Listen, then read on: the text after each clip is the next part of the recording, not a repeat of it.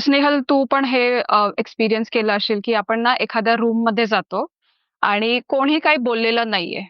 But you come to know की म्हणजे is it like a happy atmosphere?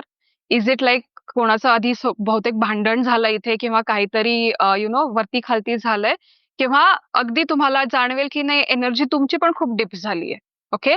पण कोणी काही बोललं नाहीये रूम मध्ये. Okay. That's why I say energy is speaks better than word. Okay. आणि लॉट ऑफ टाइम्स जे सेन्सिटिव्ह लोक असतात किंवा जे एम्पॅथ्स असतात त्यांच्यासाठी ही एनर्जी जास्ती अफेक्ट करते. की तुम्ही कोणाशी तरी बोलताय आणि त्यांचे प्रॉब्लेम्स तुम्हाला सांगताय तर तुमची तुमची पण एनर्जी कमी होते. ओके. किंवा कोणीतरी आलंय आणि ते सेलिब्रेट करतात तुमच्या बरोबर तर तुमची पण एनर्जी वाढते. ओके. त्यामुळे एनर्जीचा आपल्या इमोशन्स वरती कसा अफेक्ट होतो तर तो असा if like you are sensitive